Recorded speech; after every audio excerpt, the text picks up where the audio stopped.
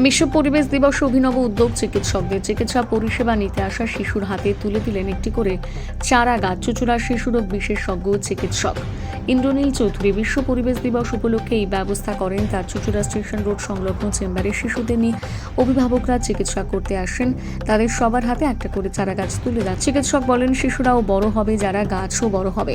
পরিবেশ রক্ষার জন্য বৃক্ষরোপণ বা গাছ লাগানোর প্রয়োজন। রাজ্য সরকার আজ একটা গাছের মায়ের নামে কর্মসূচি পালন করে সারা রাজ্য জুড়ে।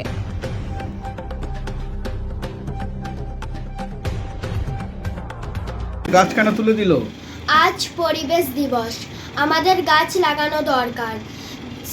ডাক্তারবাবু আমাদের হাতে গাছ তুলে দিল, কারণ গাছটা বড় হতে হতে আমরাও সাথে বড় হব।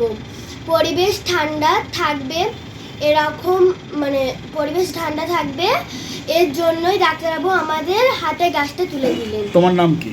আমার নাম সাবিয়া খাতুন।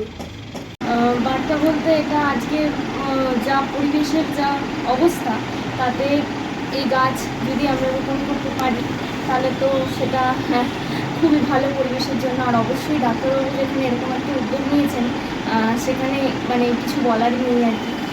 খুব ভালো, ভীষণ ভালো লাগলো। আর বাচ্চাটির সাথে গাছটিও বড় হবে, আমি আমার ছাদের গাছটি লাগাবো। ভালো লাগলো, ভীষণ ভালো লাগলো। আপনার নাম? আমার নাম স্নেহা ঘোষ, বাড়ি চন্দ্রনগর।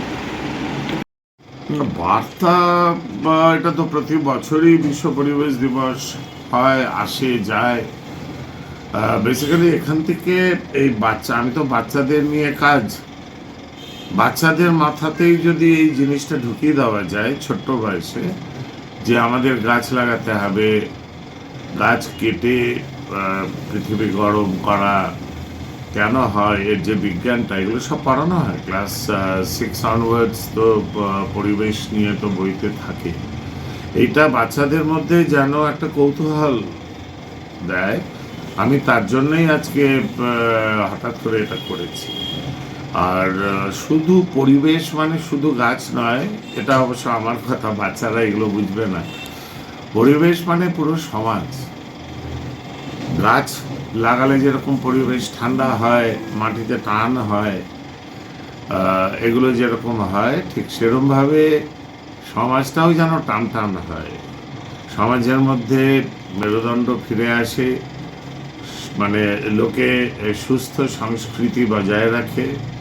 এগুলো ছোট্ট বয়স থেকে বাচ্চাদের মধ্যে শেখাতে হবে।